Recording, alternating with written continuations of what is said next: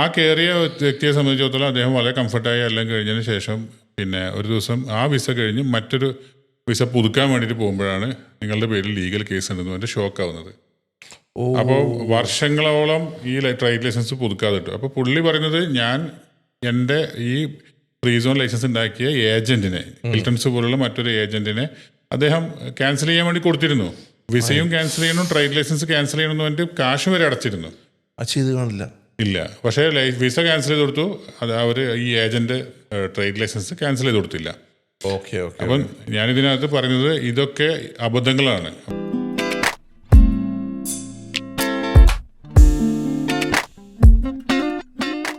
ഈ നമ്മൾ ഈ ബിസിനസ് സെറ്റപ്പിൻ്റെ വീഡിയോ ചെയ്ത സമയത്ത് റിയാസ് ഭായ് അതിൽ തന്നെ ഫ്രീ സോണിനെ കുറിച്ചൊക്കെ നമ്മളൊരുപാട് വീഡിയോസ് ചെയ്യും. അപ്പോൾ പലരും ആ ഫ്രീ സോണിനെ കുറിച്ച് പറയുമ്പോൾ ആ ഫ്രീ സോണിൽ ബിസിനസ് ചെയ്തിട്ട് പലർക്കും ഒരു പെനാൽറ്റി പോലെ വന്നതായിട്ട് നമ്മൾ പലപ്പോഴും കേൾക്കാറുമുണ്ട്. അല്ലെങ്കിൽ നമ്മുടെ ഈ ഗ്രൂപ്പ് ഡിസ്കഷനിലൊക്കെ അങ്ങനത്തെ ഒരു ടോപ്പിക്ക് വരാറുണ്ട്.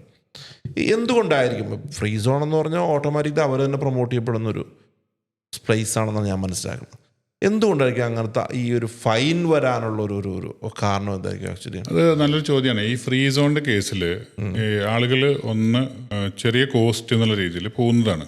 പലപ്പോഴും ഒരു ബിസിനസ് ചെയ്യാന്നുള്ളതിനേക്കാൾ ഉപരി ഒരു വിസ നിലനിർത്താന്നൊക്കെ പറഞ്ഞിട്ട് പോകുന്ന ആളുകളുണ്ട്.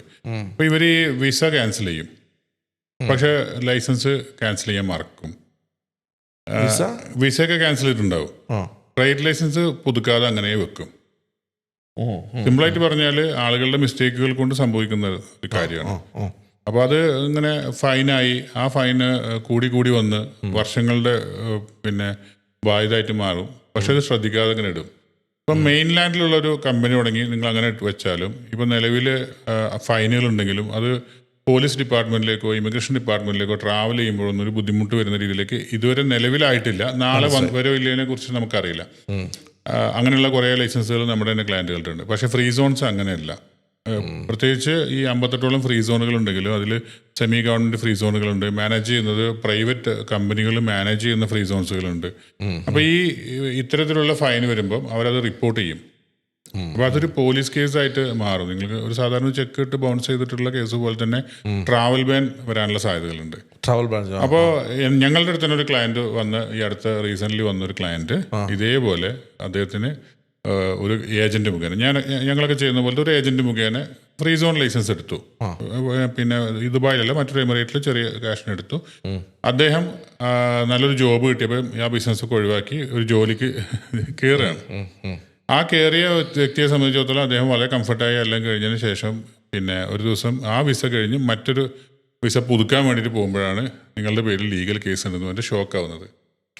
അപ്പോൾ വർഷങ്ങളോളം ഈ ട്രേഡ് ലൈസൻസ് പുതുക്കാതെ കിട്ടും. അപ്പോൾ പുള്ളി പറയുന്നത് ഞാൻ എൻ്റെ ഈ ഫ്രീ സോൺ ലൈസൻസ് ഉണ്ടാക്കിയ ഏജന്റിനെ, ഹിൽട്ടൺസ് പോലുള്ള മറ്റൊരു ഏജന്റിനെ അദ്ദേഹം ക്യാൻസൽ ചെയ്യാൻ വേണ്ടി കൊടുത്തിരുന്നു. വിസയും ക്യാൻസൽ ചെയ്യണം, ട്രേഡ് ലൈസൻസ് ക്യാൻസൽ ചെയ്യണമെന്ന് പറഞ്ഞിട്ട് കാശ് വരെ അടച്ചിരുന്നു. ഇല്ല, പക്ഷേ വിസ ക്യാൻസൽ ചെയ്ത് കൊടുത്തു. അത് അവർ ഈ ഏജന്റ് ട്രേഡ് ലൈസൻസ് ക്യാൻസൽ ചെയ്ത് കൊടുത്തില്ല.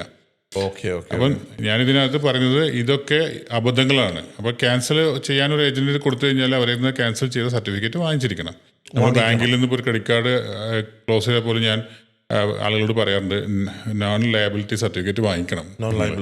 അതിനൊരു 200 ദിർഹംസ് അടച്ചാലും നിങ്ങൾ വാങ്ങിച്ച കയ്യിൽ വെക്കണം എന്ന് പറയുന്ന പോലെ നമ്മളത് ക്ലാരിറ്റി വരുത്താന്നുള്ളതാണ്. അപ്പോൾ ക്യാൻസൽ ചെയ്ത് പ്രോപ്പർലി എന്തെങ്കിലും അങ്ങനെ ഫൈന് വന്നിട്ടുണ്ടെങ്കിൽ അതിന്റെ അർത്ഥം അത് നമ്മൾ ലീഗലി പോയിട്ടില്ല എന്നല്ലാതെ ഫ്രീ സോൺസിന്റെ മിസ്റ്റേക്ക് അല്ല. ഒരിക്കലും ഫ്രീ സോൺ അങ്ങനെ വെറുതെ ഫൈൻ ഇടുകയോ പെനാൽറ്റി ഇടുകയോ ചെയ്യില്ല. അബദ്ധങ്ങൾ സംഭവിക്കുന്നതുകൊണ്ട് വരുന്നതാണ്. അതായത് ഇപ്പോൾ ഫോർ എക്സാമ്പിൾ ഇത് ക്യാൻസൽ ചെയ്യണമെങ്കിൽ നിങ്ങൾ വിസ ക്യാൻസൽ ചെയ്യണം, ലൈസൻസും ക്യാൻസൽ ചെയ്യണം. അതെ. ഓക്കെ. അങ്ങനെ ഒരു പക്ഷേ ഒരു ക്യാൻസൽ ചെയ്യാതെ അയാൾക്കൊന്നും പോകാൻ പറ്റില്ല അല്ലേ റിയാസ് ഭായ്? ഇല്ല, പോകാൻ പറ്റില്ല.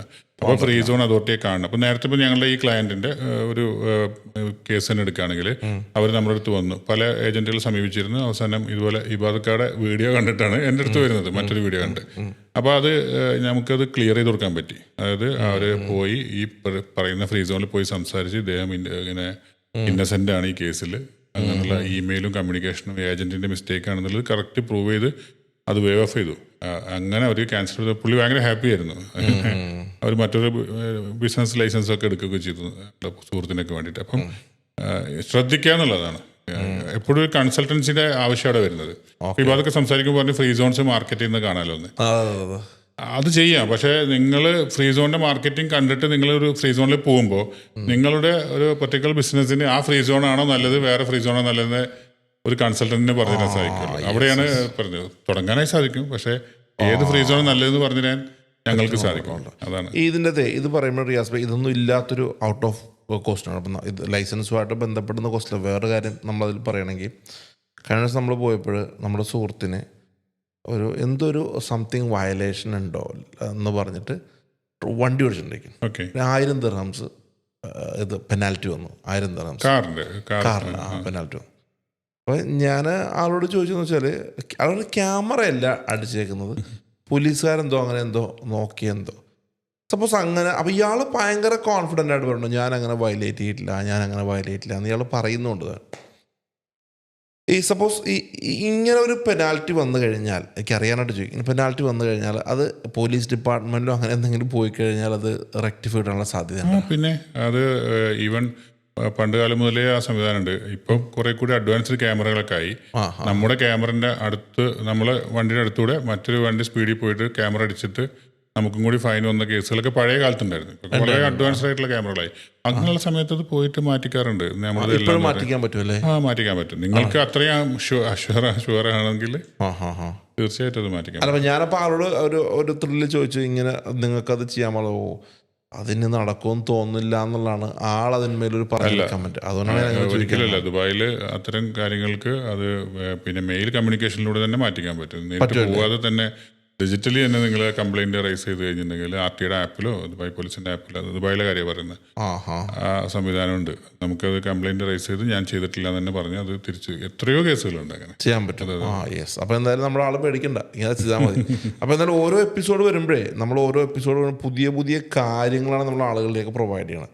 അപ്പോൾ എന്തായാലും ബിസിനസ് സെറ്റപ്പ് അറിയുന്ന കാര്യങ്ങൾ പിന്നെ ബിസിനസ് സെറ്റപ്പുമായിട്ട് നമ്മൾ റിയാസ് ബായിട്ട് അസോസിയേറ്റ് ചെയ്യുമ്പോൾ ആളുകൾക്ക് ഇൻഫർമേഷൻ കിട്ടുന്നുണ്ട്. അപ്പോൾ ഓരോ എപ്പിസോഡിൽ നമുക്ക് ഓരോ കാര്യങ്ങൾ ചർച്ച ചെയ്യാം കേട്ടോ. നിങ്ങളുടെ കോൺടാക്ട് ഞാൻ താഴെ ഡിസ്ക്രിപ്ഷൻ ബോക്സിൽ കൊടുക്കാം. Thank you so much. Thank you.